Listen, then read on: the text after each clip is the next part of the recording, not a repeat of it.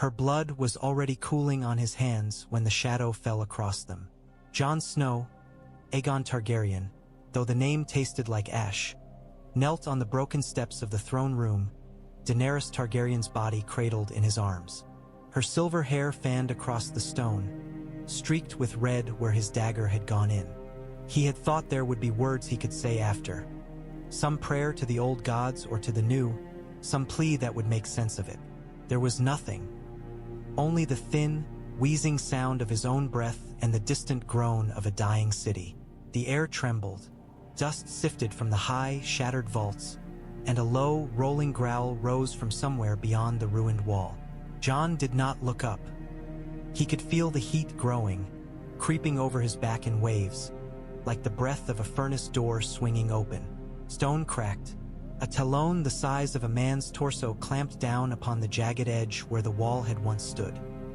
Drogon's vast head pushed through the smoke, eyes burning like twin suns, pupils narrowing to knives as they fixed on Daenerys' still face. Jon's fingers tightened, instinct making him draw her closer, as though he could shield her from what was coming. "I'm sorry," he whispered, though he did not know if he spoke to her or to the creature that had loved her in its own strange way. The words scraped his throat, useless and small in the cavernous hall. Drogon moved forward in a slow, terrible advance, every step a thunderclap. Shards of molten metal hissed and slid down the twisted remnant of the throne behind Jon. The heat bit into his neck, sweat prickling along his spine, but he did not rise. What was there to flee from? He had already done the worst thing he would ever do. The dragon's snout lowered until Jon could feel the gust of each breath, hot and rank with smoke and blood. Drogon's nostrils flared. He inhaled Daenerys' scent, the copper of her spilled life. His throat rumbled, a sound thick with something that might have been confusion or grief or both. "Do it," Jon whispered, closing his eyes. "She was your queen. You loved her. Do it." The hall seemed to hold its breath. Then Drogon screamed. It was not the raw fury Jon remembered from battle, but something stranger, more ragged, as if the sound itself were breaking. Jon's lungs seized at the force of it. He opened his eyes reflexively and saw fire blooming. He braced for the bite of it, for flesh peeling and bones cracking, but the fire did not come for him. Drogon reared, neck arching, and exhaled a river of flame that thundered over Jon's head, over Daenerys' body, and crashed into the Iron Throne. The throne shrieked. That was what it sounded like. A shriek of metal that had always believed itself immortal. Blades ran, softened, twisted. The serpent of welded swords slumped like a dying thing, long points drooping as the dragonfire turned them to slag. Heat clawed at Jon's back, forcing him to hunch over Daenerys and squeeze his eyes shut against the light. Sparks flew about them like a storm of angry stars. When the roar finally dwindled, he lifted his head. The throne was no longer a throne. It was a smoldering mound, a black-red carcass cooling on its dais. Droplets of iron fell and spattered, hissing where they hit the stone. Drogon dragged in a breath as shaking as any man's. His eyes, molten gold, turned once more to Jon and the woman in his arms.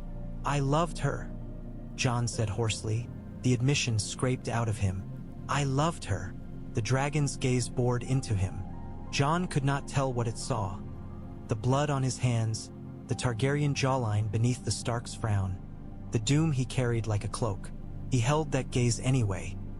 There was nothing else to offer. "If you'll have my life," he said, barely more than air. "Take it." Drogon lowered his head until his snout brushed Daenerys' cheek. He nudged her with a gentleness that made Jon's throat close. When she did not stir, he gave a small, confused croon, an almost questioning sound. His tongue flicked out, smoky breath curling around her hair. Then his head turned, inch by inch, back to Jon Snow.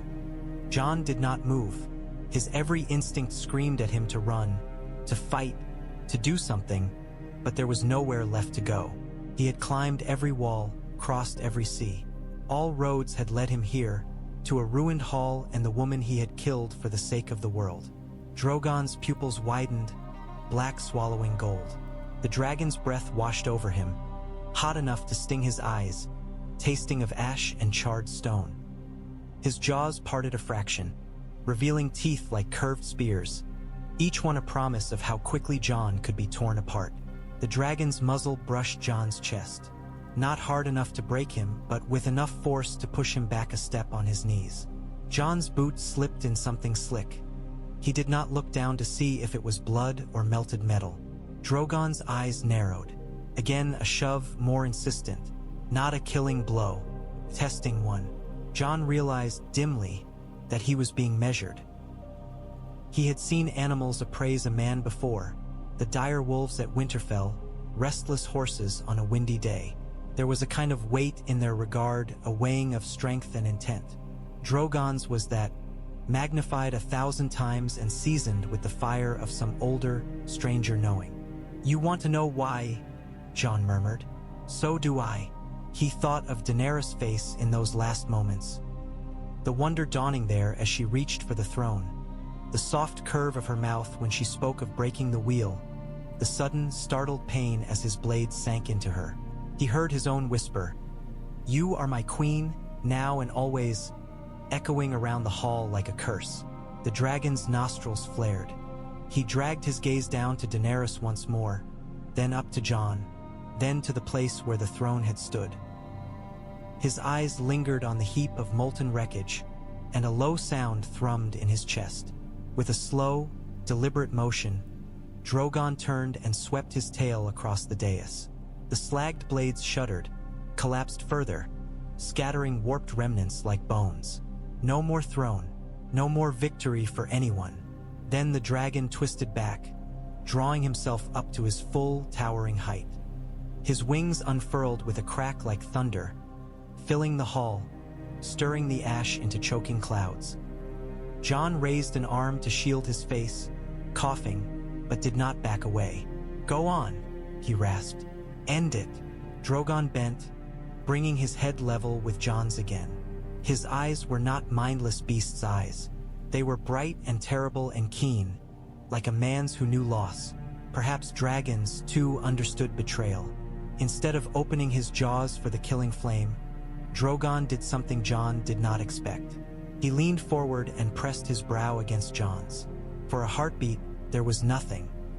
Then the world fell away. Heat, sand and blood and banners snapping in a foreign wind. Daenerys laughing as she rode across the red waste. Daenerys on the fighting pit's balcony. Daenerys whispering words in a tongue Jon only half understood. The taste of her hand upon warm scales. The sound of her voice like music over the roar of crowds. All of it rushed through him in a dizzying cascade. Not from memory but from some other vantage. Higher, sharper, framed by reptilian eyes. He saw himself, too, small and dark on the wall, blue cloak snapping in the snow. He saw a man with a wolf's face and a woman with a crown of tears, shadows, and flame. Images bled together, impossible and yet real in the instant they burned through him. Jon fell back with a gasp, hand flying to his head as if he could claw the visions out. Drogon's own cry echoed his pain, shrill and furious. They were linked, not fully, not as Daenerys had been, but enough for something to pass between them. Enough for Drogon to feel the jagged edges of Jon's guilt. His love, his certain knowledge that he had undone the only person who had ever understood what it meant to be alone with that much power. The dragon's breath hitched. He snorted, once sharply, as if disgusted by the thinness of the air in this place. Then he swung his head away from Jon and toward the great breach he had torn in the wall. Outside, King's Landing smoked.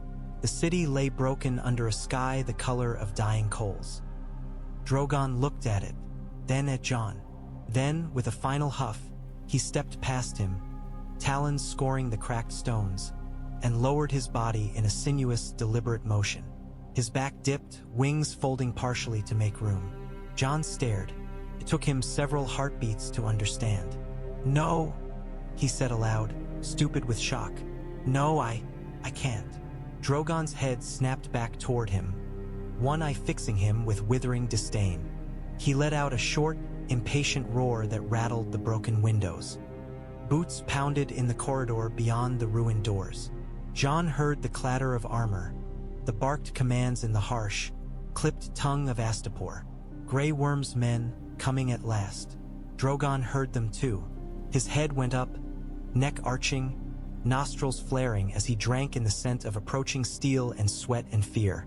The rumble that escaped him was low and venomous. "Stop!" Jon croaked. His voice cracked. He swallowed, tried again. "Stop! Don't kill them. Please." It was absurd to plead with a dragon. Yet he did it anyway. The Unsullied poured into the hall, spears leveled, shields up. Their disciplined ranks faltered for the first time Jon had ever seen as they took in the sight before them.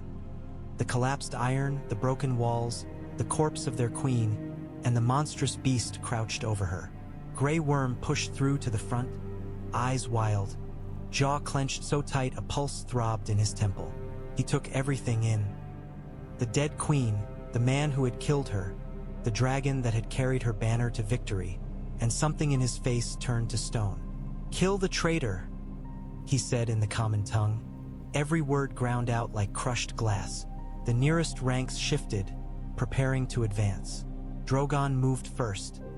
His wings snapped open to their fullest, slamming against the shattered columns and filling the hall with a gale of wind and ash. Spears wavered, men staggered. With a snarl, he planted himself between Jon and the soldiers, vast body forming a living wall, tail lashing, claws gouging trenches in the floor.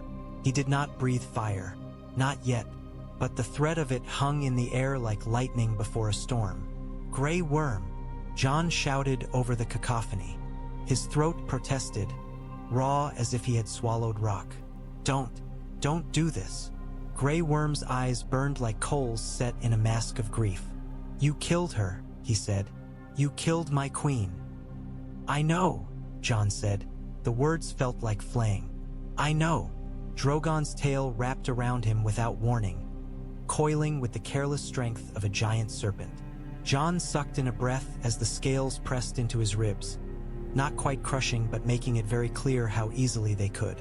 The dragon lifted him, dragging him closer to his flank, sheltering him in the curve of his body. It was an unmistakable gesture of claim. Grey Worm's gaze flicked from dragon to man, and something like horror flickered over his face at the sight of Drogon's protectiveness. "He is nothing," the commander hissed, refusing to step back. "A traitor, a usurper. Give him to us. We will make him pay." Drogon answered with a roar that shook pieces of the ceiling loose. Fire kindled at the corners of his mouth, orange light leaking between his teeth. Jon watched the Unsullied flinch, even as their discipline held. He saw the flicker of fear in their eyes. He thought of the piles of charred bodies in the streets, of the mothers clutching children who would never breathe again, of the will Daenerys had promised to break and the way it had ground them all instead. "Enough," he whispered, not sure who he addressed. He felt it then, a tug somewhere deep in his chest, in that newly raw place the dragon had touched. An impulse not quite his own, like a hand pressing at the small of his back, urging him up. Drogon's tail tightened, then loosened, encouraging. The dragon wanted him to move. "You'll kill them," Jon rasped to Drogon. "You'll burn them all." The dragon's head dipped, a short, sharp movement. Not denial, not agreement, simply a fact. "They are in my way." If Jon stayed, there would be more blood. If he surrendered, Grey Worm would see him dead, and Drogon would likely slaughter half the city in his grief. He did not want another city of skulls on his conscience. "Let me up," Jon said, breath trembling. "If you're taking me, let me up." The tail slackened. Carefully, awkwardly, Jon hauled himself along the dragon's flank, fingers finding purchase between hot, overlapping scales. His muscles screamed protest. His knees wanted to buckle. He forced himself onward, climbing toward the ridge of bone along Drogon's spine. Below, the Unsullied watched, faces unreadable behind their helmets. Their spears stayed raised but did not advance. Even Grey Worm held his ground, unable to quite believe what he was seeing. Jon reached the place where Daenerys had often sat, just behind the base of the neck where the great muscles flexed. He swallowed hard, remembering the stories of her first flight, the freedom she must have felt. All he felt now was a bitter, grinding sorrow. He swung a leg over, settling himself as best he could. His hands gripped the ridge before him until his knuckles whitened. "Don't burn them," he said down to Drogon, though he had no reason to think the dragon would listen. "Please, no more fire. Not here." Drogon shifted, weight rolling under Jon's body. The dragon glanced once toward the ranks of Unsullied, then toward the sky visible through the broken wall.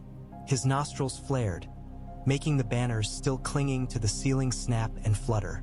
Then, with a lunge that knocked the breath from Jon's lungs, Drogon hurled himself toward the breach. The world dropped out from under him. Jon's stomach lurched as Drogon sprang into the air, the force of the leap slamming him back against the dragon's spine. For a heartbeat they were falling, stone and shattered masonry tumbling beside them. Then the wings caught the air. Membranes snapped taut with a sound like sails unfurling in a storm. The first downward stroke was a hammer blow, driving them upward in a surge that nearly tore Jon's hands free. Wind knifed at his face, ripped his cloak back, stung his eyes with dust and ash. He did not have time to be afraid. Survival consumed everything. Squeezing his knees tight to keep from sliding, hunching against the buffeting air, clinging so hard his fingers ached. The muscles beneath him rolled and flexed, a living engine of power that did not care whether he stayed on or fell. Below, King's Landing shrank with terrifying speed. Smoke still writhed from the charred streets, coiling into the sky in great black plumes. The wide avenue leading to the Red Keep was a scar of ruin. Buildings collapsed inward, stones burned almost white where the dragonfire had been hottest. Tiny figures ran in the chaos, ants scattering under a torch. He could hear their screams, faint and thin, even over the rush of wind. Drogon banked slightly, angling away from the city proper and out over the glittering band of the Blackwater Bay. The sun caught on water still streaked with soot. Ships burned at anchor. Others had half sunk, masts jutting at awkward angles. Jon dared a look back. The Red Keep was a jagged silhouette against the light, its proud towers bitten off, the throne room a raw wound in its side. Around it, the city crawled with motion as the living tried to make sense of a world shattered in an afternoon. He felt no triumph in leaving it behind, only the hollow, gnawing certainty that he was running again. From his vows, from his name, from what he had done in the name of saving people who would never thank him. The cold air made his eyes water, but some of the wetness on his cheeks had nothing to do with the wind. He bowed his head over Drogon's neck, forehead pressed against the warm, rough scales. "Where are you taking me?" he muttered through chattering teeth. There was no answer in words, yet a sense seeped through the contact of his skin against dragon hide. A tugging, a pull from far away. Not north, the direction was wrong. They were angling southeast, following the curve of the bay toward the open sea. "Take me to Winterfell," he wanted to say. "Take me home. Let me see my sisters again, just once." But his mouth remained shut. He doubted the dragon would care for his wishes. Instead, he lifted his head as they soared beyond the city's edge.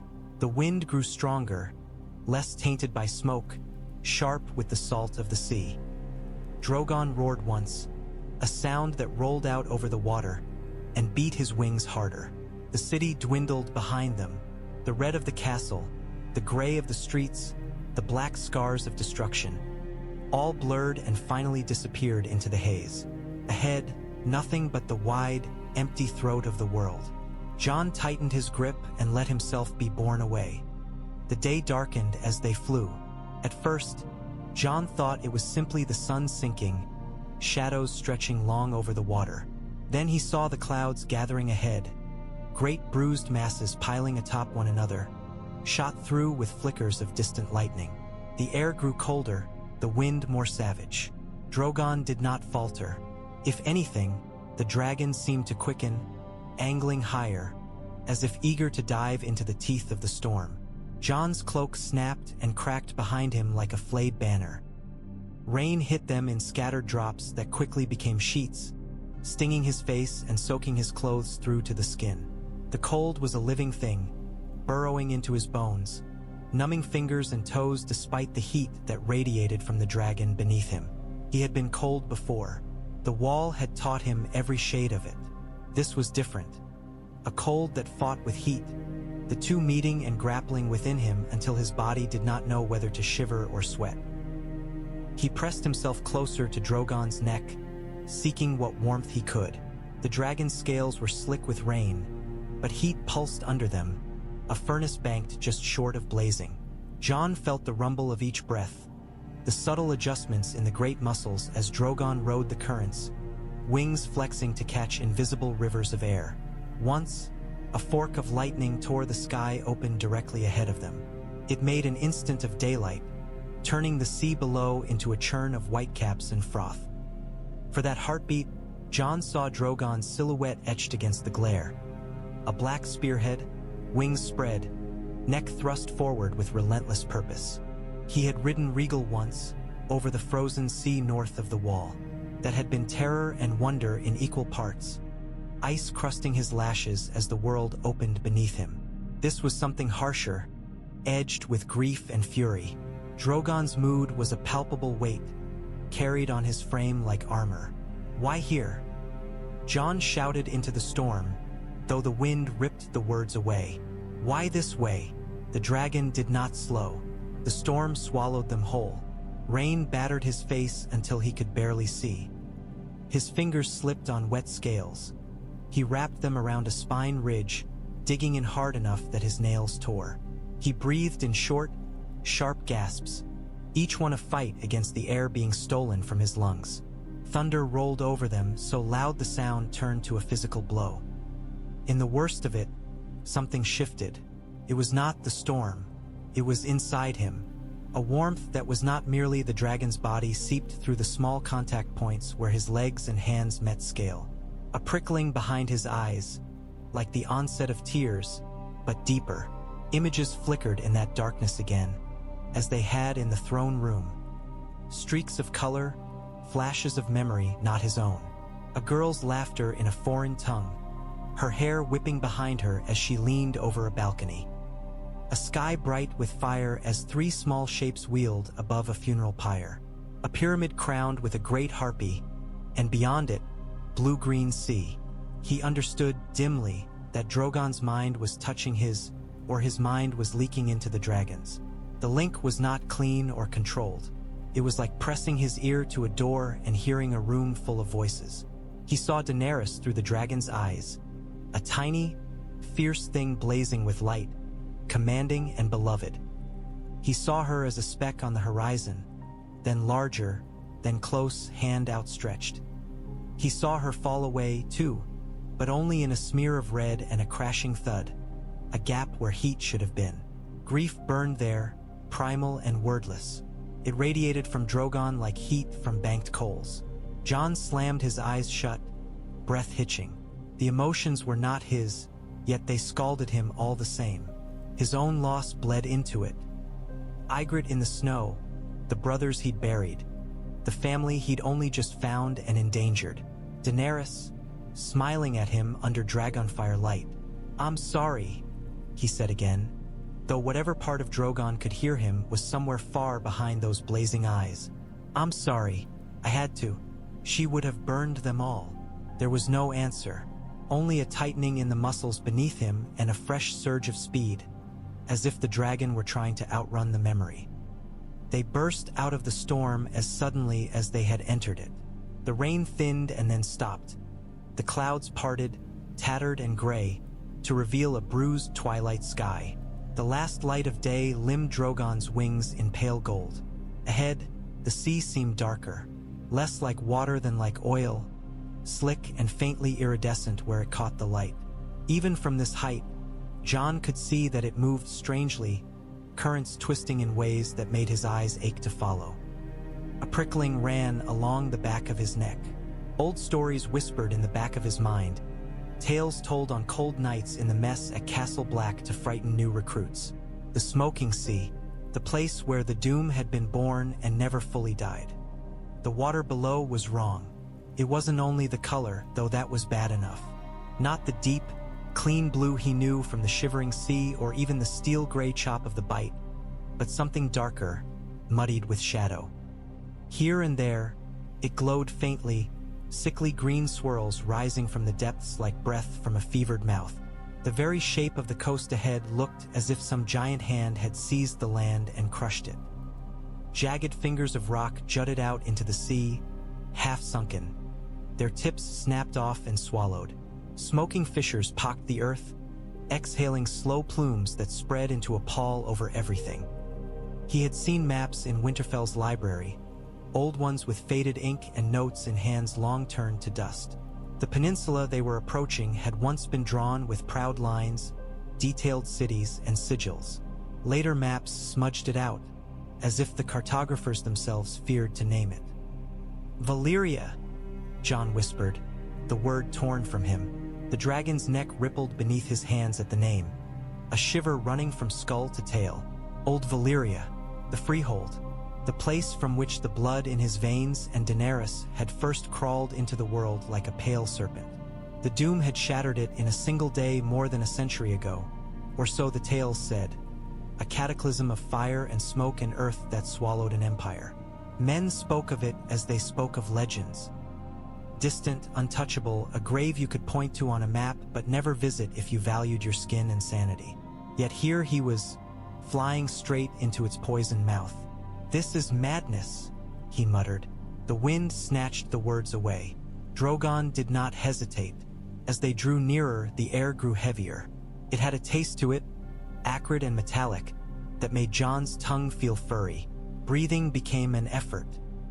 Each inhale seemed to bring less and less of what his lungs needed and more of something else, something that made his thoughts blur at the edges. He pressed a sleeve over his nose and mouth, trying to filter what he could. His head pounded in time with his racing heart. Below them, ruins emerged from the mists. They were not the quaint, crumbling stones of first men's tombs or the squat holds of northern lords. These had been built for another scale entirely. Towers rose directly from the sea, some leaning precariously, others broken in half. Their upper portions collapsed into the water. Bridges arched between them at mad angles, thin as knives, some snapped, some still hanging in defiance of reason. Black stone and pale, glassy rock fused in strange shapes, as if molten in their making. In places, the architecture seemed to flow, frozen mid-melt, arches dripping into columns, stairways twisting back on themselves like serpents devouring their own tails. The remnants of roads clung to what was left of the land, winding around smoking vents and fissures spewing low, gray fog. The glow of molten rock pulsed faintly in some of those cracks, like embers buried under ash. Jon's skin crawled. There was a wrongness here that went beyond sight or smell. It lay in the way sound behaved, too muted or too sharp by turns, in the way his own heartbeat seemed to echo back to him, slightly out of time. Drogon descended in a slow, circling spiral, wings flaring wide to slow their fall. The dragon's head moved in quick, alert jerks, nostrils flaring as he tasted the air. If he felt any fear, Jon could not sense it. There was tension, yes, but also a strange familiarity, as if some deep memory in him recognized this place. Valyria had bred dragons. Perhaps, in some way Jon did not understand, every dragon was born with the ghost of this land stamped into its bones. They broke through a low bank of mist and suddenly there was ground under them again. A wide stretch of cracked stone, once a causeway, now buried under a fine layer of ash. Remnants of statues lined it, half-melted figures whose faces had run together into grotesque masks. Drogon's claws struck the causeway with a jarring impact. Jon's teeth snapped together hard enough that he tasted blood. The dragon took a few staggering steps, wings beating the air until they folded in tight against his sides. They had landed. For a long moment, neither man nor beast moved. Jon's arms were locked around Drogon's neck, every muscle rigid. His heart hammered against his ribs like a trapped bird. The air burned his lungs and left a sour taste in the back of his throat. Sweat slicked his palms despite the clammy chill. Slowly, very slowly, he loosened his grip. The ground still felt as though it moved beneath them. A faint, continuous tremor ran through the stone. Not enough to unseat him, but enough to remind him that they stood on the skin of something that had never truly stopped shifting. Drogon lowered his head, sniffing at the cracked road, then lifting it to stare into the distance.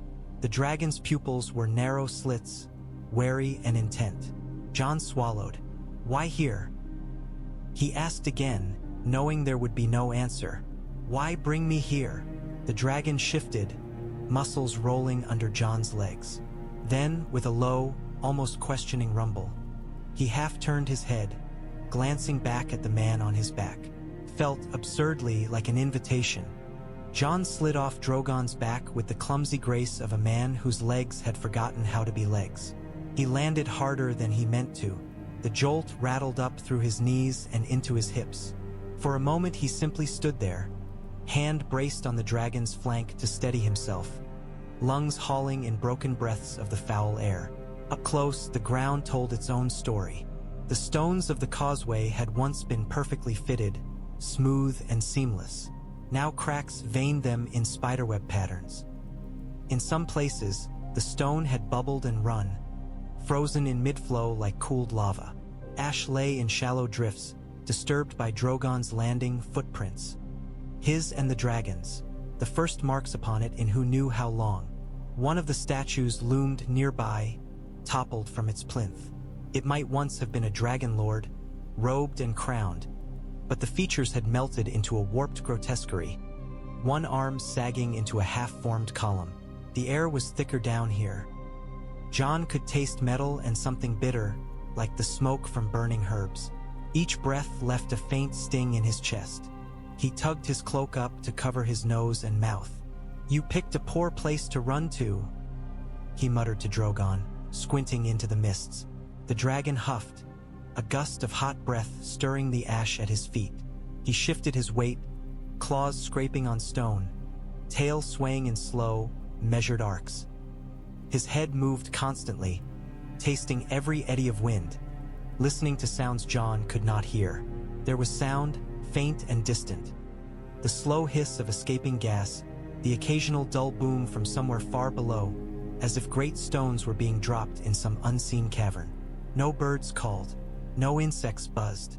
The silence between the strange noises was almost worse than the sounds themselves.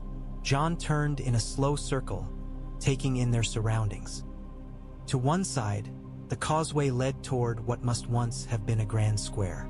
He could make out the broken stumps of columns, the suggestion of an open space beyond. To the other, the road vanished into thicker fog, but the silhouettes of towers rose behind it. More of those impossible, flowing structures, twisted and half-devoured by the doom. Nothing moved, yet the hair on Jon's arms stood on end.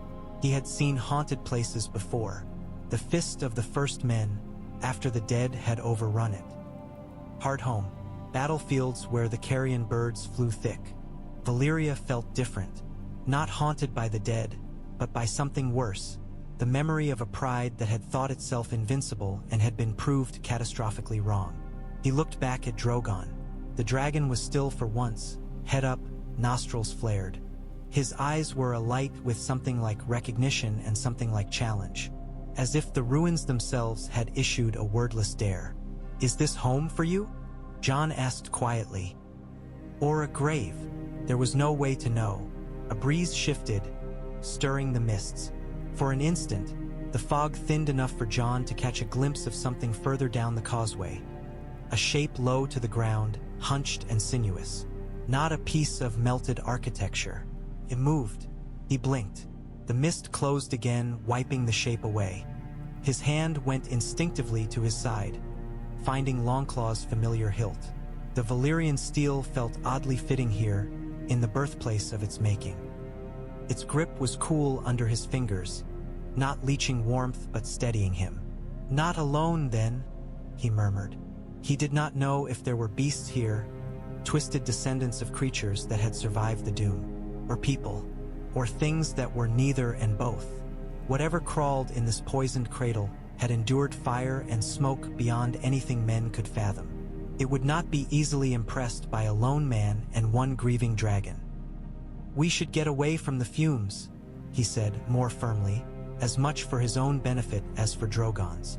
"Find higher ground, somewhere to breathe." As if he understood, Drogon lowered his head and nudged Jon's shoulder with the blunt end of his snout. The gesture was surprisingly gentle, like a great hound prodding its handler forward. "All right," Jon said, adjusting his grip on Longclaw. "All right." He began to walk, the dragon matching his pace, each of Drogon's strides covering 3 of his own. The Dragonroad deserved its name. Jon had seen roads in Westeros. The King's Road with its hard-packed dirt and scattered stone, the narrow trails of the north, the paved ways of King's Landing. This was something different. The Dragonroad was not merely laid upon the land. It seemed carved into it, a band of fused black and smoky glass that wound between ruins and fissures. In places, it rose in graceful arcs over chasms from which heat pulsed. In others, it had buckled and cracked, leaving jagged ridges that Drogon stepped over with casual ease. Symbols had been etched into its surface once, patterns that might have meant directions or blessings or warnings. Now many were warped or split. Jon's boots stirred ash from the grooves, revealing glimpses of curling Valyrian script. It struck him, absurdly, that Samwell Tarly would have given anything to walk here, to see these writings, to map the bones of this dead empire. The thought of Sam's round, earnest face, thousands of miles away, made something twist inside him, homesickness and guilt braided together. "This would have made you insufferable for weeks," he muttered under his breath. Drogon snorted, as if unimpressed with any man who preferred ink to fire. The road led them between 2 toppled statues, their heads lying some distance away like discarded masks. One was carved as a man with feathered wings. The other, a woman whose hair had been rendered as writhing serpents of stone. Both were cracked down the middle. The sense of being watched did not leave Jon. It skulked in the corners of his vision, in the way the mist seemed to draw back just out of direct sight and creep in again when he turned away. Twice he caught movement. Once, on a shattered balcony high above, a small shape flitted out of view the moment his gaze met it. Once, at ground level, something skittered from the shadow of a collapsed arch, quick, low to the ground, leaving a track of disturbed ash. Not large, not a threat, perhaps, yet the thought that anything lived here at all was a discomfort. Breathing grew harder, his chest felt tight, and a faint dizziness dogged his steps. He could not tell whether it was from the fumes, the exhaustion of the long flight, or the sheer weight of what this place represented. He had never wanted power, yet he carried the blood of men who had ruled from here centuries ago, who had thought themselves above consequence. "Do you feel them?" he asked Drogon quietly. "Your kind. Old ghosts." Drogon's ear frills twitched. The dragon halted for a moment, head tilting, listening. A low, uncertain croon escaped him, as if in answer to something only he could hear. Then, from somewhere far off, another sound came back. It was faint, almost swallowed by distance and mist. A cry, high and sharp, not quite birdsong, not quite beast's roar. It rose, fell, and died away, leaving the air trembling. Jon froze. He had heard dragons at rest, dragons at war, dragons in pain. This was different. There was youth in that cry, a wildness, a question. Drogon stiffened, every line of him suddenly taut. His eyes flared, pupils widening, head snapping toward the source of the sound. He answered. The roar that tore out of him shook loose dust and ash from the nearest tower. It was a declaration, a challenge, and a summons all at once, echoing out over the broken city and back again in shivering fragments. The reply came quicker this time, several voices, overlapping. Some higher, some lower, all threaded with the raw edge of creatures who had never known a rider's hand. Jon's heart hammered. Against his will, awe unfurled in him, mingling with dread. There were other dragons here, Ferals, hatched and grown in this blasted womb, untamed and unbound. Of course there were. If any place could cradle such things in secret, it would be Valyria. He had come to a nest. Shapes moved in the fog above the towers. At first, Jon thought they were tricks of the changing light, shadows cast by shifting mists. Then one of them angled closer to the ruined square ahead, and he saw wings. Smaller than Drogon's, yes, but still immense by any reasonable measure. Dark membranes caught the dim light as the creature wheeled overhead, the underside of its body traced in pale, scar-like markings. Another followed, leaner, with a narrow head and a tail that ended in a cruel, barbed fan. They circled warily, never venturing too near. Their cries cut the air, harsh, questioning notes that set Jon's teeth on edge. The smell of sulfur intensified, as if the very vapors responded to their presence. Drogon's chest expanded with each breath, muscles flexing under his scales. He did not move to take flight, but his wings trembled with restrained energy. His eyes tracked the younger dragons with an intensity that bordered on possessive. Jon kept his hand on Longclaw, though he knew steel would do little against creatures like these. Habit and comfort, nothing more. The feral dragon's eyes glittered in the dimness, catching what little light there was. They seemed curious, not cowed by Drogon's size, but wary, testing the boundaries of his presence. One made a sudden dart toward them, swooping low over the square before veering off, talons scraping the edge of a half-melted balcony.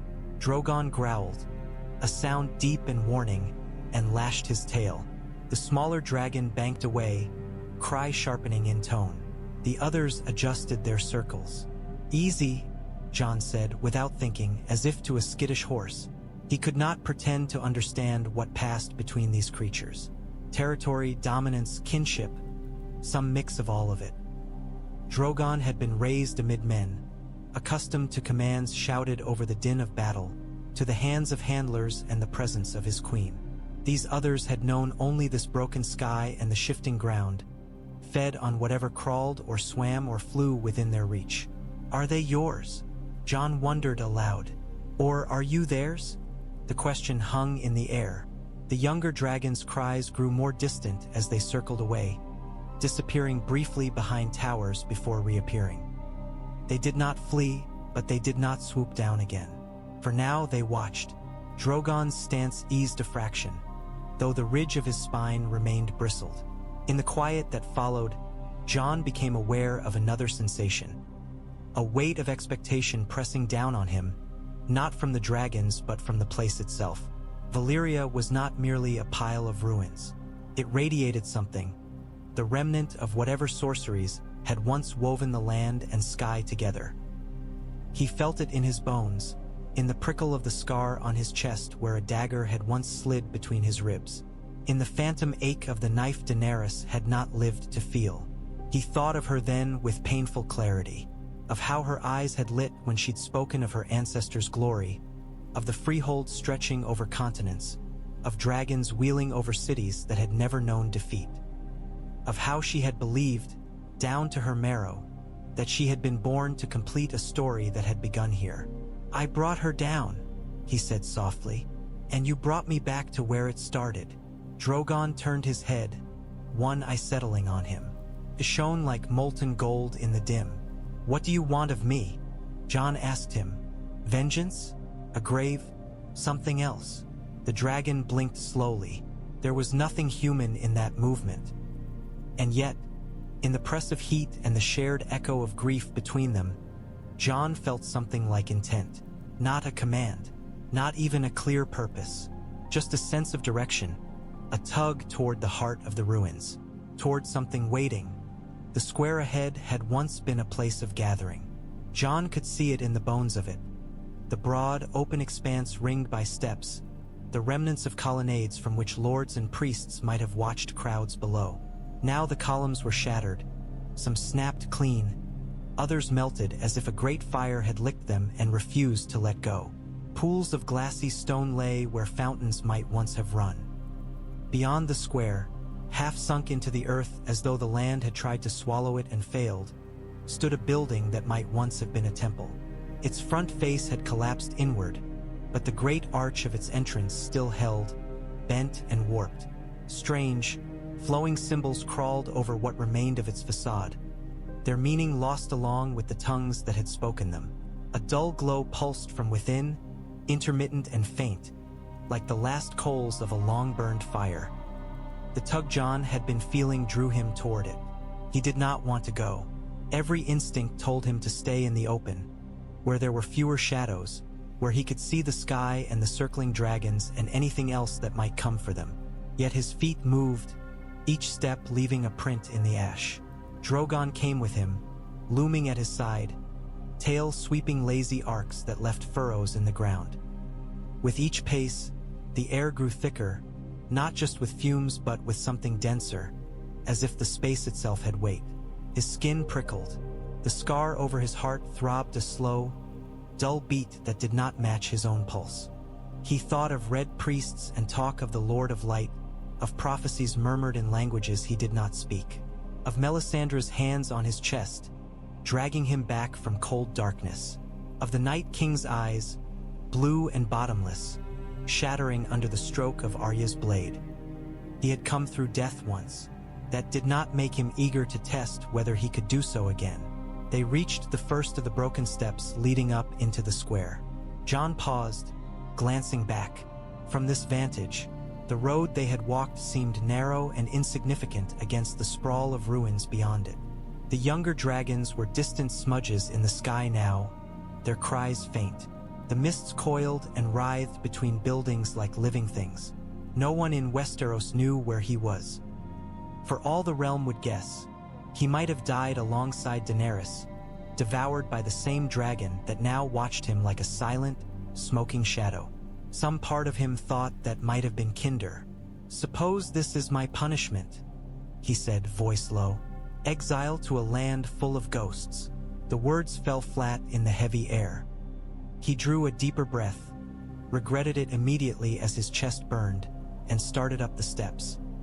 Drogon followed, claws biting into the ancient stone, leaving fresh marks on a surface that had borne none for a lifetime.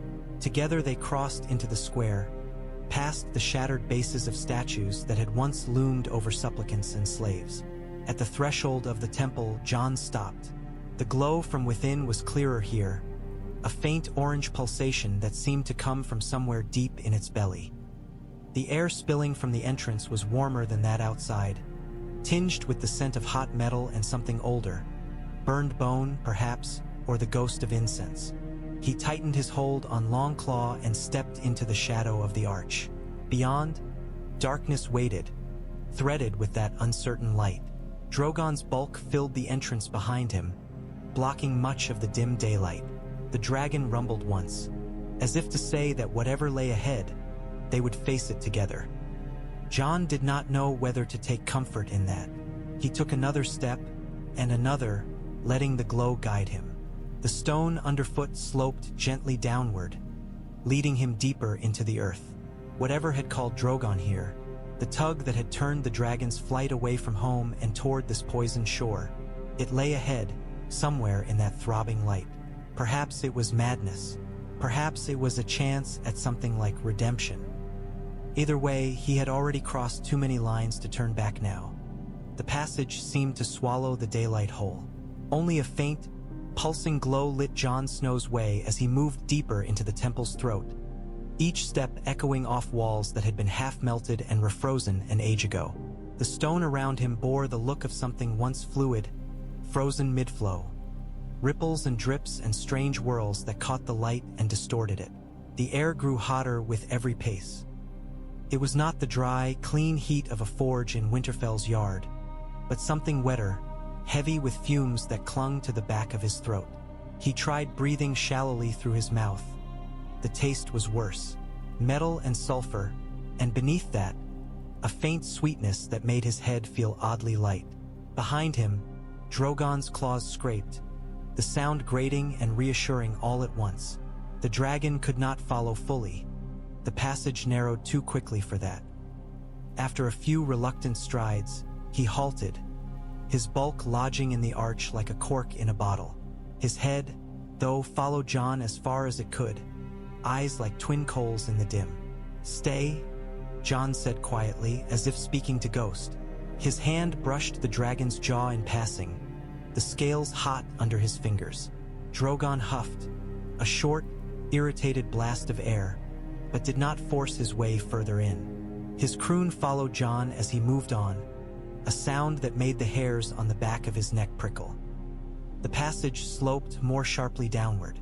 The glow ahead brightened, resolving into a steady orange-white radiance that licked at the edges of the walls. Shadows jumped and writhed as Jon rounded a final bend. The chamber beyond opened suddenly, so vast that his first instinct was to stop and draw a long claw, as if something might lunge at him from the dark. The ceiling soared high above, lost in gloom and drifting vapors. Massive columns rose to meet it, fluted and twisted, their surfaces glossy with old heat. The floor, by contrast, was relatively smooth, a broad circular platform ringed by steps that dropped down toward a central pit. It was from the pit that the light came. Molten rock rolled and heaved there, a slow, viscous sea of fire. It glowed orange-white at the center, shading to sullen red at the edges where crusts of cooling stone formed and were swallowed again. Sparks spat up now and then, tiny suns that died quickly in the fume-thick air. Heat slapped Jon full in the face. Sweat sprang from his skin in an instant. His cloak felt suddenly intolerable. He shrugged it off one shoulder, then the other, letting it hang loose. A ring of dark objects encircled the pit, set back just far enough that the stone under them did not glow. For a moment he took them for misshapen rocks. Then his eyes adjusted, and he saw an anvil, another, the third. Forges, or what passed for them in this place. A circle of workstations, each with its own tools fused into place by the same cataclysm that had mangled the rest of the city. Long, blackened tongs, hammers whose heads had half melted onto the stone. Fragmented bits of what might once have been swords or chains, their forms distorted beyond use. One, near the nearer edge, drew him. It lay upon an anvil slightly apart from the others, as if the craftsman who had worked there had claimed some measure of privacy even in this shared hall. The blade was only half-formed, a length of metal with the suggestion of an edge, a hint of patterning along its surface where pale lines chased one another in ghostly ripples. It had melted at the tip. The last heat of the doom must have caught it mid-swing, softening it so that it slumped to one side and fused to the anvil. Yet even ruined as it was, it clutched his eye and would not let go. Valyrian steel, he thought, though he had never seen the forging of it. He knew its feel. Longclaw at his hip seemed suddenly heavier, as if answering some unheard call. He stepped closer, boots scraping on stone. The air shimmered over the pit, distorting the view of the far side. For a heartbeat, as he glanced up, he thought he saw figures standing there. A line of shadow men in long, flowing robes, their faces smooth and pale, eyes like chips of night. The impression was so sharp that he reached for Longclaw's hilt on instinct. Then he blinked, and they were gone. Only heat haze and drifted smoke remained. He let out a breath he had not realized he was holding. "Ghosts," he muttered, though whether he meant the echoes in the air or the weight of history pressing down on him, he could not say. He laid his hand, tentatively, on the half-made blade. It was hot, but not enough to burn. A tingling raced up his arm, into his shoulder, and then deeper, sinking past flesh and bone into something he could not name. For an instant, his vision narrowed to a tunnel of orange light, and the roar of the molten rock rose to a deafening pitch. He saw hands, someone else's, gripping a hammer, swinging it down in a rhythm that matched his heartbeat. He saw a ring of dragons wheeling overhead, their bellies glowing as if the fire had eaten them from within. He saw a wolf carved in obsidian and a three-headed dragon made of fire and shadow circling one another atop a mountain that cracked and bled light. Then the vision snapped, and he was kneeling, one hand on the stone to steady himself, breath coming fast. The blade hummed faintly under his palm, like a plucked string. If the doom had shattered this place, something of the work done here had endured. He was not alone in thinking so. "You should not touch that, stranger." The voice drifted across the chamber, accented but clear, carrying over the constant low roar of the pit. It was a woman's voice, cool and edged, with a tone that suggested she was more amused than alarmed. Jon's hand flew to Longclaw. He turned, rising in a smooth motion born of years of drill and near death. The woman stood on the far side of the pit, half-shadowed by a leaning column. He could not say how long she had been there, whether she had come silently or had been waiting in some alcove while he blundered in like a blind fool. She was not young, though not old either, her age somewhere between Sansa's and Catelyn's in his memory. Her hair was pale, though not the pure silver white of Daenerys. It had a faint, ashy cast to it, braided back from her face in tight rows. A lattice of scar tissue climbed one side of her neck and cheek, up to the corner of her eye, shiny and tight, as if half her skin had once been melted and never fully recovered. Her eyes were what held him. They were light, almost golden, with darker flecks near the pupil. Valyrian, he thought, remembering the tales. The old blood and its peculiar marks. She wore no crown, no obvious tokens of rank. Her clothes were practical. Dark leather hardened with plates of some gray metal that was neither steel nor bronze, its surface etched in faint sigils. A short, curved blade hung at her hip, its hilt bound in some pale material. In her left hand, she held a rod with a hook at the end, like a blacksmith's tool. Behind her, in the shadow of the columns, more figures shifted. Jon counted 3 at a glance, then 5 as another moved forward. They were dressed similarly, some more heavily armored than others, all with that same half-feral, half-disciplined look he had seen in hard-used sellswords and seasoned scouts. A few had hair dark as his, others bore streaks of pale or rust red. One man's eyes gleamed an unnatural violet in the gloom. "I didn't hear you," Jon said, because it was easier than answering the charge in her tone. "Few do," she replied. "You were listening too closely to something else." Her gaze flicked to the blade he had touched, then back to his face. He realized, suddenly, that the glow of the pit painted him in stark hues. Sweat gleaming on his brow, hair plastered to his temples, the shadow of his beard dark. He wondered what she saw. A trespasser, surely, perhaps more. "How did you get here?" she asked. "No ships have come within sight of our shores in many years. Those who try find the currents unkind." He hesitated. Above, a roar answered him. The sound knifed down through the shaft, rolling around the chamber. It was unmistakable, even here. Drogon's voice, insistent and sharp, as if registering his opinion on Jon's predicament. The woman's head tipped, listening. Light flashed across her eyes. The men behind her shifted, hands going unconsciously to hilts, to talismans at their throats. "You rode him," she said slowly, studying Jon. "I thought perhaps my eyes deceived me, but there is only one beast who cries like that. Drogon, son of no known sire, born from a pyre across the world." Jon's fingers tightened on Longclaw's hilt. "If you know his name," he said, "you know whose he was." "Daenerys Stormborn of House Targaryen," the woman said, each word measured. "Breaker of chains, mother of dragons. The last dragon, we thought, in more ways than one." There was no reverence in her tone, no condemnation either, merely an acknowledgement, like a weather report delivered by a wary sailor. "You knew of her," Jon said. "We watched the world," she replied, "from afar, but not unseeing." She descended a set of narrow steps carved into the stone at the pit's edge, moving with the sure-footed balance of someone born to precarious heights and shifting ground. As she drew closer, he saw that the scars did not stop at her neck. They ran down under the line of her collar, twisting the flesh of her shoulder. Her left ear was a puckered remnant. Dragonfire, he thought.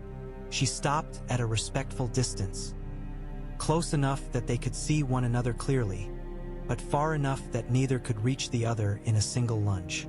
"You carry a strange scent," she said, nose wrinkling faintly. "Smoke and ice, old blood and new. You are not of this place, and yet—" She trailed off, head cocked. Jon's jaw tightened. My name is Jon Snow. It had been his shield for so long that the words came without thought. Even now, after so much. Her lips twitched, as if she heard the lie in it. Is it? She asked softly. Snow, that is a northern name, is it not? A name for bastards of the cold lands. Yes, and yet you ride a dragon. Her gaze dropped briefly to the hilt at his hip. And you carry steel that sings in this air. That is no bastard's inheritance where I come from. Where you come from? Jon asked. Here. From what is left of here, she said. From those who refused to flee when the mountains cracked and the seas burned. From ash and stubbornness and too many old oaths. She inclined her head, a short, stiff bow. I am Vaelyra, once of a house whose name no longer matters, save to those of us foolish enough to keep it. You stand in the Forgehall of our ancestors, thief of dragons, Jon Snow or whatever you are. Explain yourself. He had been judged in many halls, by Maester Aemon's gentle gaze, by Lord Commander Mormont's gruff expectation, by Stannis Baratheon's cold scrutiny, by Sansa's clear, wounded eyes. This was different. Here, judgment came from a woman whose people had outlived the fall of an empire and chosen to dwell amid its poisoned bones. There was a weight behind her that no title in Westeros could match, because it was older than any of them. Jon kept his grip on Longclaw easy, not tight. A hand clenched on a sword hilt could be taken for threat. A loose one suggested readiness without overt aggression. He had learned that from watching men who survived long in dangerous companies. I didn't come to steal anything, he said. I didn't even mean to come here. Vaelyra's scarred brow rose. You do not mean to ride a dragon across half the world. It is not something that happens by accident. It wasn't my choice, Jon said, and heard the rawness in his own voice. He, Drogon. He chose. She considered that. Behind her, one of the men shifted, stepping into the light. He was tall and spare, his skin a deep, weathered bronze. A jagged ring of burned scars circled his forearm like a bracelet. His eyes were a muddy gray, but the set of his features bore an echo of the old Valyrian look. Vaelyra, he said quietly in a tongue Jon recognized from his time with Daenerys. High Valyrian, though twisted by a rougher cadence. Kessa Talvi? She did not look back at him. Her attention remained on Jon. He chose you, she mused. He chose her first, that much is known. Dragons do not bend easily. When they do, it is because there is a bond that suits them. Blood calls to blood, fire to fire. There was a faint challenge in her words, an invitation to admit what he was. I killed her, Jon said, because dissembling felt like poison in his mouth. Daenerys, in the throne room of King's Landing. I put a knife in her heart so she would not burn a world built on her ashes. The words dropped into the forge's roar like stones into deep water. No one spoke. One of Vaelyra's people made a sharp sign with his fingers, warding against something. Another muttered under his breath. The man with the scarred arm hissed, a drawn-in breath like steam. Vaelyra's expression did not change much. A tightening around the eyes, a slight stilling of the breath. That was all. And yet Drogon did not eat you, she said. He did not char you to bone. He carried you here instead. Yes, Jon said. You say it like a curse. Maybe it is, he answered. For me, for you, I don't know. He could have wrapped the truth in softer cloth, spoken of duty, of sacrifice, of the hard choices men like him were forever being asked to make. But he was so very tired of justifying it, even to himself. What matters, Vaelyra said slowly, is what he is and what you are. Not what you wish you were, nor what some southern court would name you. Her gaze sharpened. You are of the blood, she said. I see it, in your face, in the way the air bends around you in this hall, in the response of that half-born blade when you touched it. Your dragon's grief brought him home, to the place where his kind were wrought. He dragged you with him like a chain. Jon's jaw clenched. I am also of the north, of House Stark. To his surprise, something like recognition flickered in her eyes. The wolf and the dragon, she murmured. Yes, we know that story too. It is older than you think. He frowned. What do you mean? She gave him a thin, humorless smile. You come into my hall, trailing a beast whose wings blot our sky for the first time in a century, and you expect me to lay my secrets before you like supper on a low table? She asked. No, Jon Snow or not. That is not how this works. She took a step closer, heat from the pit painting fresh sheen on her scars. You stand in the last working heart of Valyria, she went on. Not the last stones. Fools have crept along the edges of our broken coast for years, thinking they can snatch up trinkets and live. They do not last. The land eats them, the air drinks them, but we remain. We have purpose. We have oaths that bind us tighter than any chains the Targaryens ever forged. He heard the echo of something familiar in her words. The stubborn, bone-deep sense of duty he knew from the Night's Watch, from the old men of the North. What oaths? He asked. To guard what remains, said the man behind her, speaking in halting common. To keep fools from stirring what should sleep. To wait, if we must, until the fire and the frost find balance, or the world finishes dying. Whichever comes first. Vaelyra shot him a glance. He shrugged, unrepentant. Yes, she said, those oaths, and others, some spoken, some implied. Her gaze dropped briefly to his chest, as if she could see the scar the knives had left. He felt suddenly, acutely exposed, as if they had stripped him naked in this hall of molten light. You carry death and life in you, she said quietly. A man returned from the other side, a dragon bound to your shadow, blood of Valyria in a wolf's skin. The land notices such things. It wakes for them. Wakes for what? Jon asked. She turned, nodding toward the circle of anvils. For the work that was left unfinished, she said. For the forging that was interrupted when the mountains screamed. For the blade and the bond that were meant to keep our pride from devouring the world. Her good eye glinted. And now you are here. Tell me, Jon Snow, do you intend to finish what was begun? Or will you turn and run back to your snow and stone and leave us to choke on the doom alone? There were questions Jon might once have asked. What work? What blade? What bond? What in all the seven hells did any of this have to do with him? A boy who'd once been mocked as a bastard at Winterfell's high table. But that boy was buried under snow and blood and dragon fire.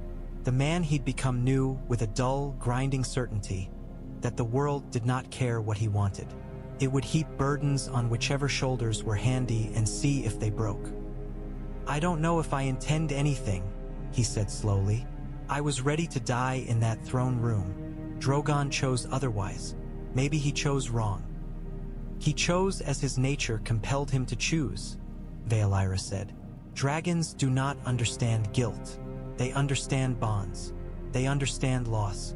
His queen died in your arms by your hand. You are bound together by that as surely as by blood. Her gaze flicked toward the ceiling, where Drogon's roars still echoed faintly. You cannot run from this, she added. Even if you somehow fled this place and found a ship mad enough to take you, that dragon would follow. His grief would scour the world until it found something to burn or something to heal. Jon thought of King's Landing, of charred children in the streets, of men and women baked into the stone of their own homes. His stomach twisted. I would not let him do that again, he said. How? Vaelyra asked. With your pretty words? With a sword that can cut dead kings but cannot reach a dragon's heart. He opened his mouth, closed it again. There was no good answer. She watched him with that sharp, assessing look, as if measuring not his height or his strength but the shape of his resolve.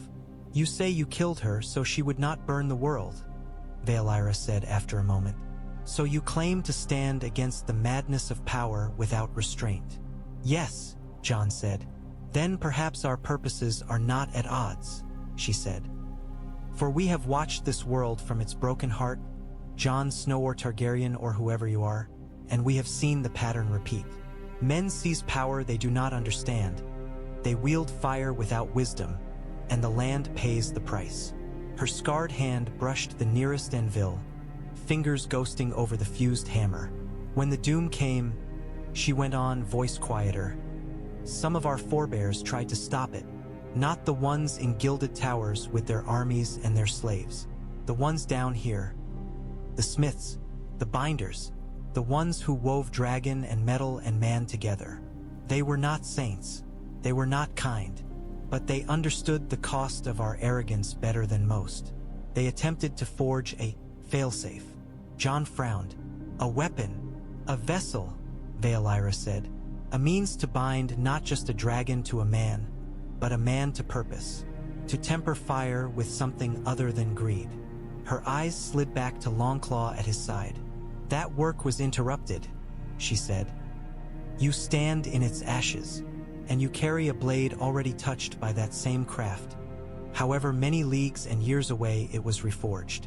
He thought of Longclaw's strange lightness, its unerring edge, of the way it had cut through the Night King as if through brittle glass, of how it had sung in his hand at Hardhome, at Winterfell, in the long, bitter wars that had followed. You think I'm meant to finish it, he said dully. I think the world does not hand us such coincidences lightly, Vaelyra replied. A dragon, grieving and lost, finds his way back here with a rider who has already died once and returned. A wolf whose blood remembers fire. A sword forged in the forges of the Freehold, carried into the coldest wars, now brought home. We can take this as curse or as opportunity, she said. We have argued for generations what we would do if the chance came. Most of us thought it never would. Her people shifted behind her, some nodding, some looking away, their faces tight with old debates rekindled. Jon felt the familiar weight of choice settling on him again, heavier even than the heat in the hall. I'm not a smith, he said. I'm not a sorcerer. I swing swords. I give poor speeches.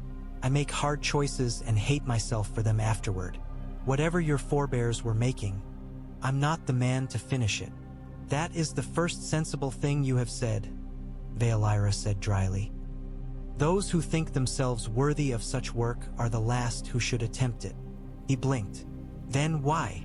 Because you have already stood in the ashes of a city and chosen to kill the woman you loved rather than let her drown the world in flame, she said bluntly. Because you have already died once and returned with fewer illusions. Because you are afraid of power, which makes you less likely to abuse it.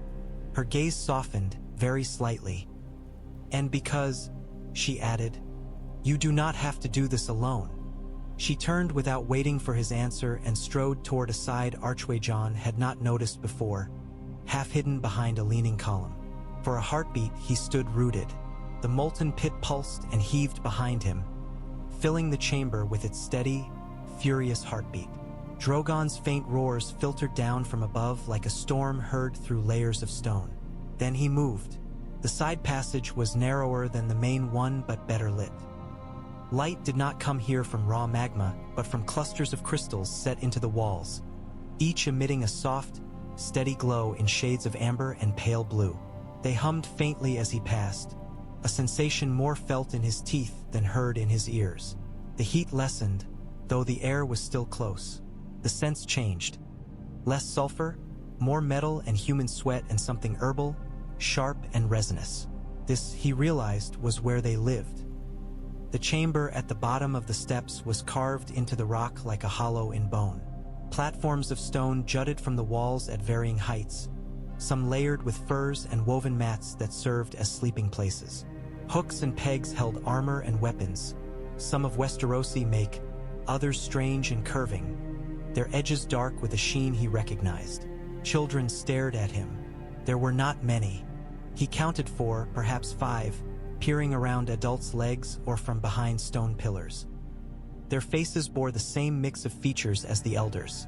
Some pale-haired with light eyes, others darker. Their skin sun-browned despite the lack of open sky. One little girl clutched a carved dragon no longer than Jon's hand, its wings chipped, its tail broken. An older woman sitting by a low brazier narrowed her eyes at him, then spat into the coals. The brazier hissed, releasing a puff of aromatic smoke. A man with tattoos winding up his neck tightened his grip on the spear he leaned upon. They were not a thriving people. There were too few of them, their clothes too patched, their weapons too carefully maintained for easy living. Yet they were not starving. Bowls of some thick stew simmered near the brazier. Baskets of dried fish and strange, blackened roots lined a low table. Someone had hung charms above the doorways. Bits of bone and dull metal, feathers from birds that must have nested in the safer peaks. Vaelyra did not introduce him. She moved through her people with the easy confidence of someone who had long since asserted her place. They stared, whispered, but did not bar her path. "This is what remains," she said over her shoulder, "of the line that refused to abandon the forge, of those who chose purpose over safety. We are fewer than we once were. The land winnows us, the air culls the weak, but we endure." He wondered, not for the first time, why. Why cling to this broken place when Essos existed, when Westeros lay across the sea, when any number of lesser hells would surely claim fewer lives than this poisoned marvel? As if sensing the question, Vaelyra halted by a shallow alcove where tools hung in careful rows. She plucked a pair of tongs from their hook, weighing them in her hand. "Men fled the doom," she said. "Some found refuge in Dragonstone, in Volantis, in places where their names still opened doors. They took their slaves, their gold, their pride, and thought themselves clever survivors." Her lip curled faintly. "But the doom was not a single day," she went on. "It was a wound. It bled slowly. The land convulsed. The magic our ancestors had bound into every stone unraveled. Those who ran carried shards of that unraveling with them. Dragons sickened. Bloodlines thinned. Madness took root." She set the tongs down with a soft clang. "Those who stayed," she said, "thought to contain it, to bind the worst of the unmaking here at the source, to wall themselves in with the patient work of repair. It was hubris, perhaps, or atonement, or both." "You think they succeeded?" Jon asked. "I think the world still turns," Vaelyra said. "Cities still stand. Dragons yet live. So something worked, if only poorly." He thought of the Night King's march, of the wall breaking, of the long night that had nearly come again, of the dragons Daenerys had hatched and lost, and the one that remained, restless above their heads. "Not perfectly," he said. "No," she agreed. "Not perfectly." She led him toward another doorway, this one barred by a curtain of overlapping metal plates that chimed softly as they moved. When she brushed them aside, a wave of heat rolled out. Not the volcanic heat of the main Forgehall, but that of a smithy on a busy day. "Since the doom, we have lacked certain things," she said. "The full lore of our forebears, the numbers to attempt grand works, the will, perhaps, to risk repeating their mistakes. We have kept the worst sealed and tinkered at the edges. Little repairs, small bindings, enough to keep our home from collapsing fully into the sea." She glanced back at him. "Then you arrived on a dragon." The chamber beyond the curtain was a forge, but unlike any Jon had seen in the north. There were no braziers of coal here, no bellows worked by apprentices. Instead, channels had been carved into the floor, narrow and deep, through which a thin flow of molten rock moved, guided from some deeper source. Gratings of black metal bridged those channels at intervals, providing places to stand and work. Anvils, smaller than those in the great hall but still substantial, stood at each grate. Above them, crystals like those in the corridor had been set in clusters, their light purer, edging toward white. The combined glow and the steady wash of heat gave the chamber an unreal clarity. 3 smiths worked in near silence. One hammered at a strip of metal that glowed dull red, sparks flying at each strike. Another carefully inscribed characters into the surface of a cooled blade with a fine-pointed tool, each mark releasing a faint whiff of something sharp and burning. The third stood over a shallow basin where some viscous, shimmering liquid lay, murmuring under his breath as he stirred it with a rod. They all looked up as Jon and Vaelyra entered. Their eyes tracked Longclaw first, then Jon's face, then Vaelyra's expression. Whatever they read there made them set aside hostility for wary curiosity. Vaelyra crossed to a rack where ingots lay stacked in neat rows. Some were ordinary steel by the look of them. Others had a strange, dark sheen, as if shadows had been baked into their surface. She selected one of the latter and held it up so that the crystal light struck it. "This," she said, "is the best we can make now without the full rites. Hard, flexible, resistant to heat. It will not shatter when touched by dragon flame, as lesser iron does. But it is not true Valyrian steel." Her thumb stroked the ingot's edge, leaving no mark. "We have fragments of the old recipes," she went on. "Notes, half-scorched scrolls, stories that contradict one another. Some say blood was needed, others the breath of dragons. Some speak of spells so intricate that to mispronounce a single word would turn the metal to poison in the bearer's hands. The truth lies somewhere between." She set the ingot aside and, with a nod to one of the smiths, took a piece of ordinary steel from the coals. It glowed orange-yellow, edges soft. "Hold out your hand," she said to Jon. He did not move at once. "Why?" "To show you something," she said. "You can pull back if it burns more than you care to endure." He had known worse pain. Fire licking at cuts, arrows digging in, knives between ribs, the cold hand of death itself.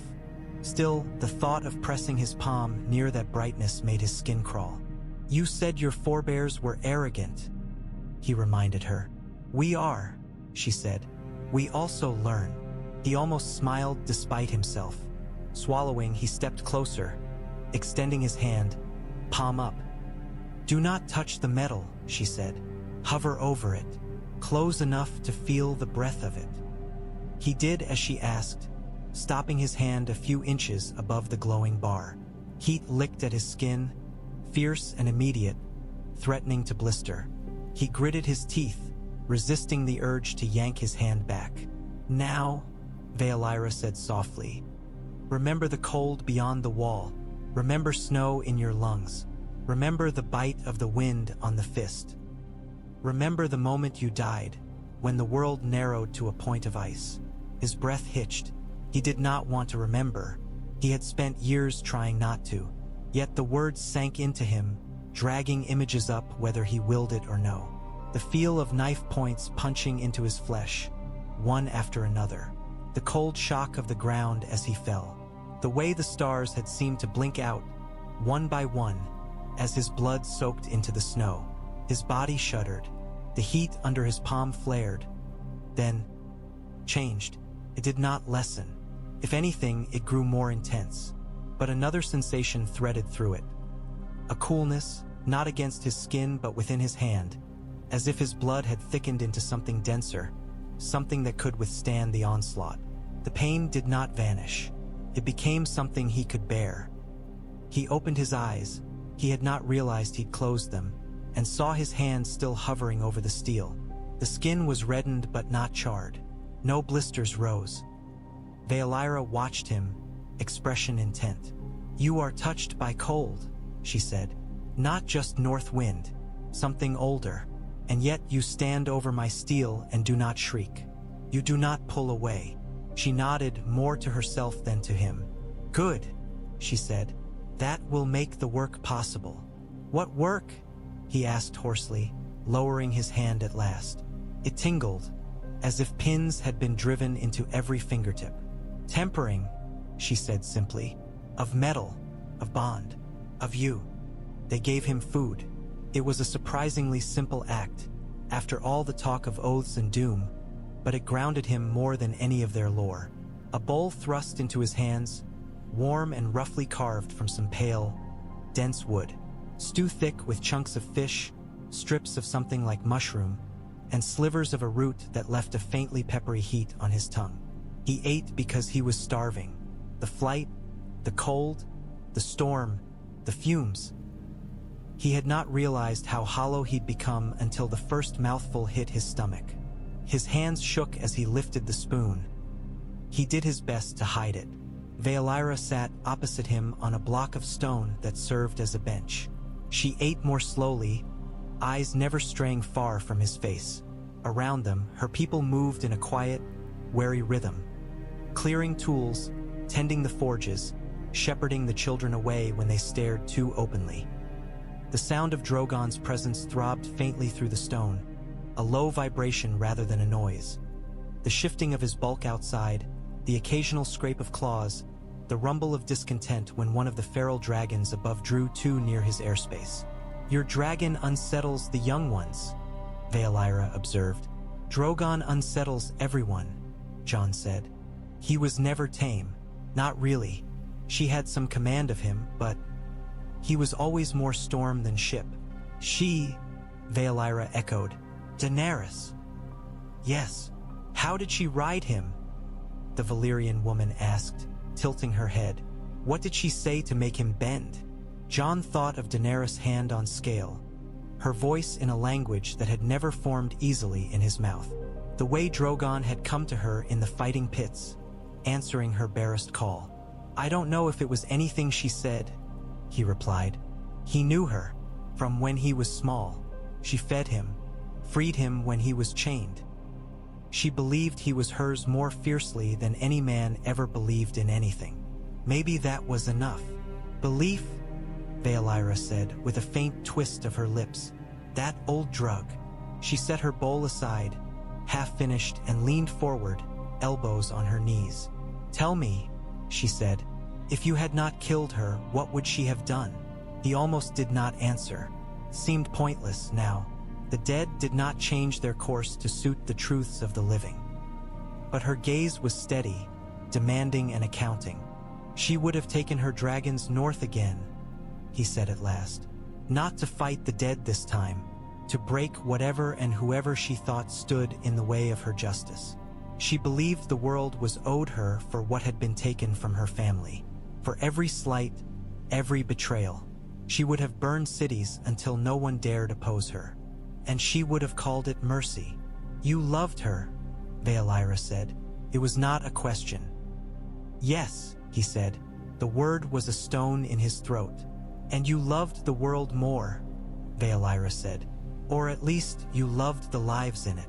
"I didn't want to choose," he said. "But someone had to." She regarded him in silence for a long moment.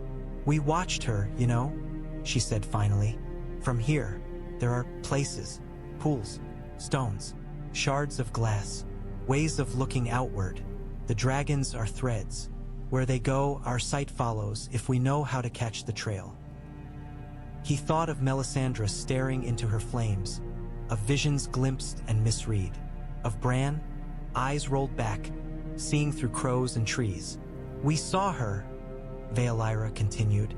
"We saw a girl with 3 hatchlings and more fury than wisdom. We saw a woman who freed slaves, who chained masters, who broke cities and then wondered why the pieces cut her feet." "Why didn't you help her?" Jon asked, sharper than he intended. "If you knew, if you saw." Her mouth thinned. "We are not gods," she said. "We are a handful of burned men and women clinging to a rock that wants us dead. To reach across the world, to meddle, to tug at the threads of another story, that is not our purpose. We tend this wound. We patch where we can. If we pull too hard on distant knots, the whole cloth might tear." He wanted to argue, to shout that the cloth had torn anyway. But he remembered the feel of the doom's breath in this place, the sense that the land itself was barely holding together. "You are angry," Vaelyra said. "Good. Hold on to that. Not to blind you, but to keep you from despair. Despair makes men reckless." He snorted. "And anger doesn't?" "Anger can be sharpened," she said. "Despair only dulls." She reached into a small pouch at her belt and withdrew a shard of something dark and glossy. Obsidian, he thought at first. Then he saw that it was slightly translucent at the edges, a faint red glimmer hiding in its depths. She tossed it to him. He caught it on instinct. The shard was warm, almost uncomfortably so. It seemed to vibrate faintly in his palm, humming along the same frequency as the molten pit. "What is it?" he asked. "A fragment," she said, "of the work we spoke of, like a scale from a dragon's corpse. Not the whole beast, but proof it lived. Proof it can be born again." He turned it between his fingers. Light from the hearth caught in it, crawling along invisible lines. "What do you expect of me?" he asked, weary. "Say it plain." She leaned back, eyes never leaving his. "I expect you to stay," she said, "for a while, to learn what we can teach you, to let us learn what we can from you. Your blood, your bond with Drogon, the cold that clings to your second life. With these things we may finish what was begun, the forging of a bond that can keep dragons from repeating the crimes of our ancestors. And when you leave, because I know you will want to sooner or later, you will not go as a man carried by a beast he barely understands. You will go as a rider who can temper fire, a warden of what remains of our art." She shrugged, a small, sharp movement. "Or," she added, "you can refuse, walk back out into the mists, try to find your way home without our help. Perhaps the sea will swallow you. Perhaps Drogon, adrift in his grief, will burn half the world before he tires. That is the other path." The shard sat heavy in his palm as he climbed back toward the surface. The air grew worse as he ascended, the relative comfort of the living quarters and forge chambers giving way to sulfur and ash once more. His lungs protested. A dull ache settled behind his eyes. Yet the pull of the open, even a sky as poisoned as this one, dragged him upward. At the temple mouth, the light hit him hard. Not bright, not truly, but after the crystal-lit depths it felt almost like daylight. Drogon lay sprawled along the cracked causeway. His bulk stretched across the stone like a living wall. His wings were half-furled, one drooping over the side to brush the ashy slope below. His tail flicked lazily, each twitch sending little puffs of dust into the air. The smaller dragons still circled overhead, though their patterns had loosened. One swooped low, daring, only to veer off when Drogon lifted his head and gave a short, contemptuous roar. They were testing him, Jon realized, gauging the borders of his patience. Drogon's gaze swung to Jon as he emerged. For an instant, the dragon's eyes flared with an intensity that made Jon's breath catch. Heat rolled off him in waves. The sense of linked emotion he'd felt in the throne room, in the storm, flickered again. Grief and restless anger, yes, but something else now too. A question, pressed like a hard thumb against Jon's mind. "Well," it seemed to say, "what have you done?" "I'm not sure yet," Jon answered under his breath. He approached with slow, steady steps, as he would a skittish horse. Drogon was no horse, but some instincts were universal. Do not surprise, do not show fear you cannot control. As he reached the dragon's shoulder, he laid his free hand, the one that had hovered over Vaelyra's heated steel, against the warm scales. Drogon's pupils narrowed, then widened. He inhaled deeply, nostrils flaring. His head lowered, coming close enough that Jon could feel the gust of each breath. "She burned," Jon said softly. He was not sure if he meant Daenerys, Valyria, or the steel. "Everything she was, everything you were together, and I ended it." A low rumble shivered through Drogon's chest. The shard in Jon's other hand seemed to answer, vibrating faintly. "They want to use us," Jon went on, "to finish something their forebears started. To bind dragon and man and steel so the world doesn't drown in fire again." He could have told the dragon that he did not trust these people, that he knew too well what happened when anyone said their aim was to save the world.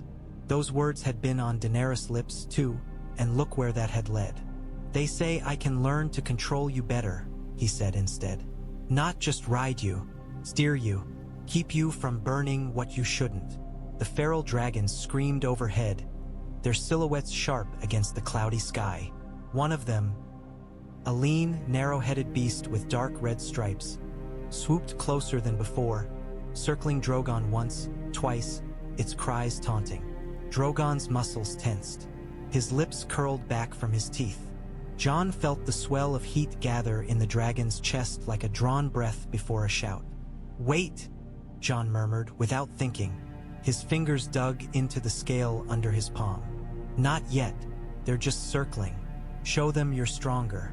You don't have to burn them to prove it." He did not expect the dragon to listen. Yet something shifted. The rush of heat slowed, the pressure in Drogon's chest easing slightly. His jaws snapped shut with an audible click. Instead of unleashing a torrent of flame, he reared up, flared his wings to their full span, and roared. The sound was not the high, shrieking fury of attack. It was deeper, more resonant, a rolling proclamation of dominance that vibrated through the stone under Jon's feet. The smaller dragons scattered. They broke their tight circles in panicked spirals, banking away, their cries turning sharp and confused. One lost a feather of flame from its nostrils in a startled puff, singeing the edge of a collapsed tower. Another clipped a crumbling balcony in its haste, knocking loose a cascade of blackened stone. A moment later, they had all risen higher, their formation ragged. They settled at a greater distance, still watching, but from beyond the reach of those great wings. Drogon snorted, clearly pleased with himself. His tail lashed once, more with satisfaction than anger. Jon's heart thudded. He had not commanded the dragon. He could not even be sure he had influenced him. But the timing, Drogon's restraint, the choice to roar rather than burn, felt less like coincidence and more like the first step in a dance whose steps neither of them yet knew. Behind him, he heard soft footsteps crunching in the ash. "You see," Vaelyra's voice said. "It is already happening. The bond responds to your will, clumsy as it is. We can refine it, hone it, make it something that can stand against the madness that follows Dragonfire like a shadow. Or sharpen it into a new madness," Jon said, not turning. "We have both seen what men do when they think they know better than everyone else." "Yes," she said, "we have." She came to stand beside him, looking up at Drogon instead of at him. It struck Jon that this, too, was a kind of judgment. Not of the man, but of the creature who would carry his choices into the sky. Later, when the sky had darkened from poisoned gray to something close to night, Vaelyra brought him to the horn. They descended again, but not to the main Forgehall with its circle of anvils. This passage wound in another direction, narrower and rougher, as if carved in haste. The air was cooler here, but heavier, carrying a weight that had nothing to do with temperature. Jon's torch guttered more than it should have in the still air. Shadows clung to the walls, reluctant to be chased away. "The horn was not made here," Vaelyra said, her voice low. "It was found, returned. Some say it was carried to Dragonstone before the Doom and then brought back by fools who thought to use it. Others claim it was always at the heart of the forge, hidden even from the High Lords." She shrugged, the movement casting strange ripples along the torchlit walls. "The truth of its path matters less than what it can do," she said. "Or could. And what is that?" he asked, though a faint dread already coiled in his gut. "Bind," she said, "and break." They emerged into a chamber unlike the others. It was small by Valyrian standards, barely larger than a noble solar in Winterfell, but the air in it felt vast. The ceiling was lower, the stone darker, veined with faintly luminous lines that crawled in jagged patterns like lightning captured mid-strike. In the center stood a pedestal of dull, almost black stone. It was not carved with the flowing, elaborate shapes he had seen elsewhere. Its lines were simple, brutal, a column rising to a flat surface, its sides etched with Valyrian script so worn that only fragments remained legible. Resting upon it was the horn. It was the length of his forearm, perhaps a little more, thick at the base and tapering to a flared, cracked mouth. Its surface was dark, almost charred-looking, but when the torchlight struck it at the right angle, faint patterns emerged. Circles within circles, sigils nested inside one another. Bands of some pale metal bound it at intervals, each etched with glyphs. One of those bands had split, a crack spidering through metal and horn alike. Jon felt his skin crawl, the shard in his pocket.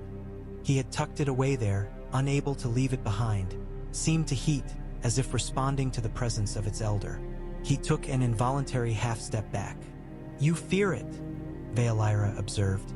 There was no mockery in her tone now, only approval, perhaps. "I've seen what happens when men blow horns and think magic will do the rest," he said. Mance Rayder's war went to pieces over a cursed one that turned out to be ordinary. This looks anything but ordinary. It is not, she said. When blown with proper rite, it can call dragons from leagues away. It can seize their wills, twist them, make them answer to the Hornbearer's command. For a time. And after? Jon asked. She gestured at the cracked band. Dragons do not love chains, she said. Neither do the forces that gave them birth. To use such a thing is to invite backlash. The horn binds rider and dragon both. If the bond is strong and well forged, if the purpose is clear, they may survive. If not, she trailed off, letting the thought hang. We have lost men to its call, she said after a moment. We have seen lungs char from within, hearts burst, minds shatter. We sealed it here, swore never to use it again without cause so dire that all other choices had failed.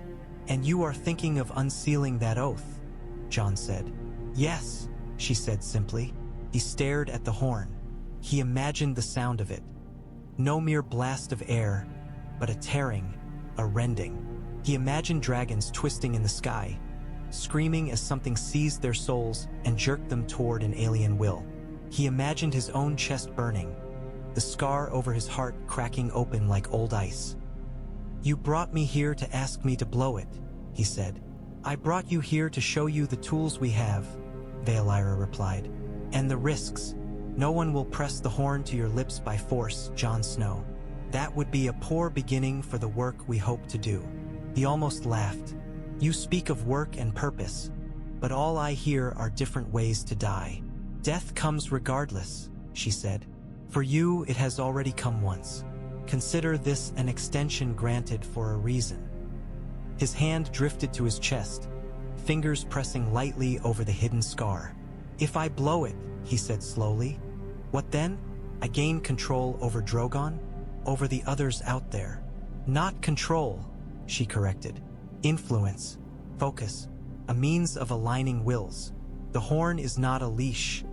It is a lens, can burn the unready, but you are not unready. He thought of the feral dragons panicked scattering at Drogon's roar, of the way Drogon had heeded his soft plea for restraint, of the shard's warmth in his palm as he hovered his hand over the glowing steel. I don't want to be a king, he said. The words came out more ragged than he had intended. I don't want command of dragons or men. Every time I've led, it's ended in blood. Then don't be a king, Vaelyra said. Be a warden, a shield, a man who knows the cost of fire and uses it accordingly. That is all we ask. He doubted it was as simple as that. But the alternative, turning his back on this, leaving with no tools but guilt and a half-trained dragon, sat no easier on his soul. He stepped closer to the pedestal. The horn seemed to darken as he approached, the patterns along its length tightening, focusing. A faint hum rose in the air, just at the edge of hearing, like distant thunder. Not tonight, Vaelyra said quietly. You are too raw, too newly arrived. If you try now, it will kill you. Then why? Because you need to see it, she said. To understand that there is a path ahead, however narrow. We do not ask you to decide in a day. We ask you to stay, to learn, to let us learn you in turn. He studied the horn, the cracked band, the faint shimmer along its curves. He thought of Bran's empty eyes, of Sansa's tie, T-jaw of Arya's quiet, deadly anger, of the promise he had made silently to never again stand by while those he loved, or those who trusted him, were crushed under wheels he could have broken. How long? He asked. Vaelyra's smile was brief, almost surprised, as if she had not entirely trusted him to ask the question. As long as it takes to make you into something that can stand between Dragonfire and the world without burning, she said. A season, perhaps. A year. Time moves strangely here. But not forever. We are not your jailers, Jon Snow. If you wish to go, we will not chain you. The land might, he thought. The bond might, but he did not say it. Instead, he looked at the horn one last time, then stepped back. I'll stay, he said. The words had the feel of yet another vow. joining the ones already shoring up his heart like old, splintered beams. For a while, I won't blow your damned horn without knowing exactly what I'm inviting. But I'll learn. Vaelyra bowed her head, not in fealty but in acknowledgement. Good, she said. Then let us see what the dragon and the wolf and the Doom's last forge can make of one another. The shard in his hand warmed as if in answer to his words. It did not burn. It pulsed, a steady thrum that matched the beat of his heart, sinking with it until he could not tell where his pulse ended and the fragments began. For a dizzy instant, he had the sense of standing not in a small chamber but in two places at once. Here, between horn and scarred woman, and elsewhere, above a pit of molten rock, under a sky torn by dragon wings. He breathed through it. Inhale, exhale. The sound of his own breath was loud in the narrow hall. He closed his fingers more tightly around the shard, as if clenching a promise. The edges bit into his palm, grounding him. I've taken the black, he said quietly, almost to himself. I've knelt to a queen. I've been named king and thrown it away. I've broken vows and made new ones. Maybe this is one more. Or the last, Vaelyra said, with a practical lack of romance he almost appreciated. He huffed a breath that was not quite a laugh. Let's hope not, he said. I'd like at least one more chance to make a bloody mess of something before I'm done. Her mouth twitched. Humor, she said. Good. You will need it. The work ahead is not light.